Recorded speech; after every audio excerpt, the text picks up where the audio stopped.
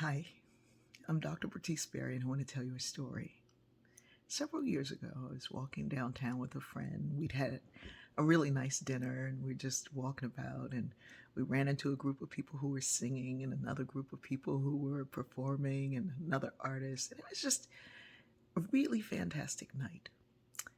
And then we saw two kids, and one of them was playing the guitar, and the other one was just kind of like humming along. And they had a sign, and on the sign it said that they were trying to get their car out of towing.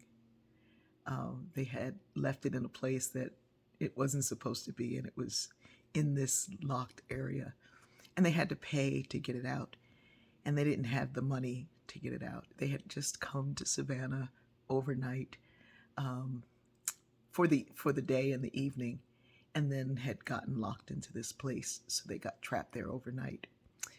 So every time somebody would give them something, they'd do the math and cross out the sign and then say what they needed. And the other kid's playing the guitar and singing, and he's like, "Yeah, we're just collecting to get our car out and get back home." And so I said, "Well, how much do you need?" And the sign said how much they needed. And and I said, "Is that the total of what you need?" And they said, "Yeah, we raised the rest. We're just trying to sing." And the guy could sing and he could play. And I said, "Well, have you called your parents?" And they said, "Yeah." And our parents said, "You better figure it out because we weren't supposed to do this. And so this is how we're figuring it out." And I think they maybe needed another $25. So I turned to my friend and I said, "Well, do you have any cash on you?" And he was like, "Yeah." And I said, "Well, give me $25." And he's like,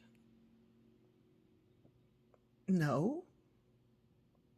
And I said, "What are you talking about?"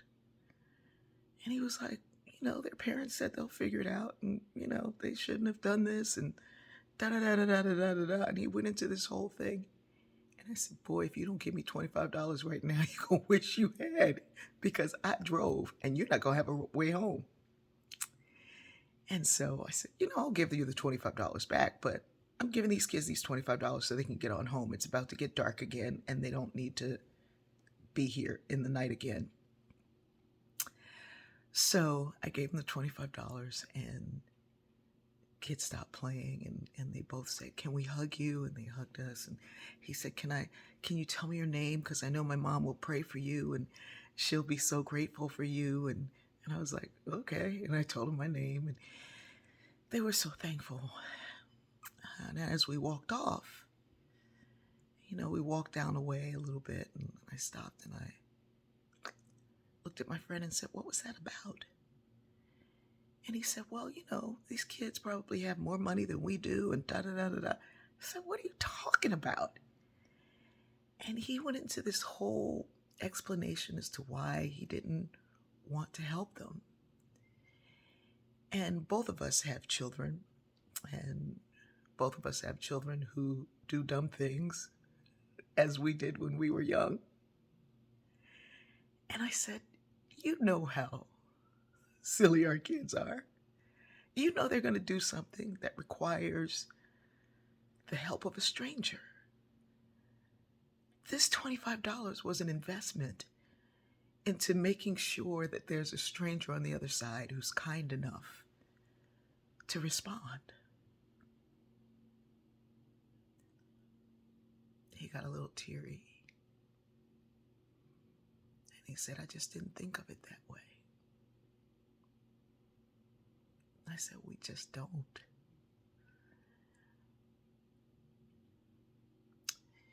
I tell my friends and my family, who are usually the same, that I want to live my life so well that when I die, they all want to be better at taking care of one another, because they're doing it in remembrance of me. That we're all here to help each other on our journeys.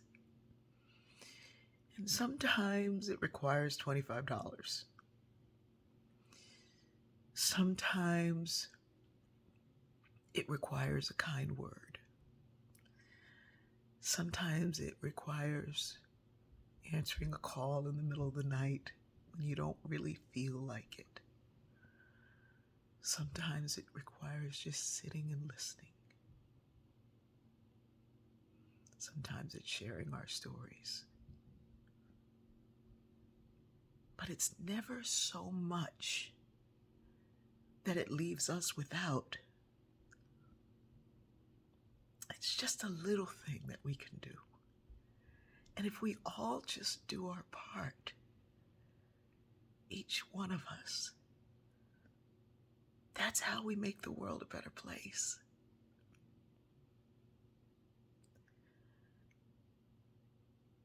A few weeks after that, my son rolled his car on the highway.